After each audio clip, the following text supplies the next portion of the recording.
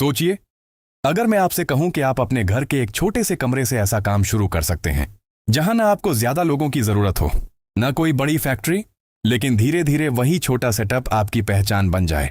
आपके अपने ब्रांड के कपड़े लोग पहनने लग जाएं और हर महीने आपको एक स्टेबल इनकम मिलने लगे, तो क्या आप यकीन करेंगे?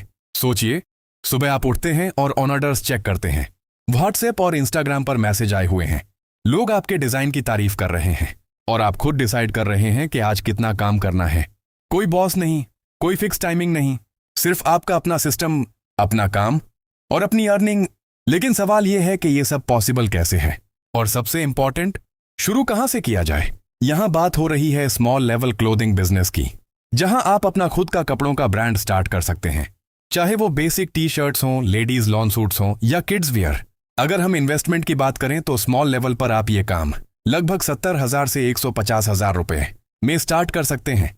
इसमें एक बेसिक स्टिचिंग मशीन जो 20,000 से 35,000 तक मिल जाती है, एक ओवरलॉक मशीन जो 25,000 के करीब होती है, और इनिशियल रॉ मटेरियल जैसे कपड़ा, धागा और एक्सेसरीज पर 20,000 से 40,000 तक खर्च आता है। अगर आप कटिंग खुद करते हैं तो अलग से मशीन की जरूरत नहीं होती, बस बेसिक टूल्स चाहिए होते हैं। प्रोडक्शन कैपेसिटी आपकी स्पीड और स्किल पर डिपेंड करती है, लेकिन एक नॉर्मल सेटअप पर आप दिन के 8 से 12 सिंपल टी शर्ट्स या 4 से 6 स्टिच्ड सूट्स बना सकते हैं। अगर एक टी शर्ट की टोटल कॉस्ट 500 रुपए आती है और आप उसे 800 रुपए में बेचते हैं, तो पर पीस आपको 300 रुपए का ग्रॉस मार्जिन मिलता है। अगर आप रोज 10 शर्ट्स बेचते हैं तो 3,000 रुपए का डेली ग्रॉस प्रॉफिट होता है। इसमें से बिजली, छोटे खर्चे और पैकिंग निकालकर आपका नेट प्रॉफिट लगभग 2,000 रुपए रह जाता है। महीने का हिसाब लगाएं तो 25 वर्किंग डेज पर यह 50,000 रुपए के करीब बनता है, जो एक स्मॉल सेटअप के लिए काफी रियलिस्टिक और स्टेबल इनकम है। रॉ मटेरियल का सिलेक्शन बहुत इंपॉर्टेंट है। सस्ता कपड़ा शुरू में अट्रैक्टिव लगता है, लेकिन कस्टमर वापस नहीं आता, इसलिए मीडियम क्वालिटी का कपड़ा चूज करें जो ड्यूरेबल हो। बिजली का खर्चा जनरली कम होता है।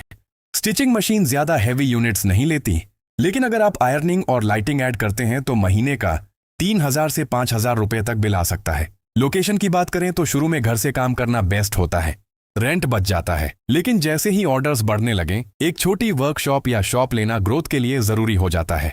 अगर आप मीडियम लेवल पर जाना चाहते हैं तो 300,000 से 500,000 रुपए की इन्वेस्टमेंट से आप 3 से 5 मशीन लगा कर 2 या 3 वर्कर्स हायर कर सकते हैं। इससे आपकी प्रोडक्शन 3 गुना तक बढ़ सकती है और मंथली प्रॉफिट 102,000 से 200,000 तक जा सकता है। लेकिन यहां मैनेजमेंट और क्वालिटी कंट्रोल बहुत इंपॉर्टेंट हो जाता है। रिस्क भी है, ये बिजनेस सीजनल होता है। ईद, विंटर और समर कलेक्शंस में डिमांड हाई होती है, लेकिन बीच के महीनों में स्लो हो सकती है। दूसरा रिस्क कंपटीशन का है। मार्केट में पहले से बहुत लोग काम कर रहे हैं, इसलिए आपको डिजाइन, क्वालिटी और मार्केटिंग पर फोकस करना होगा।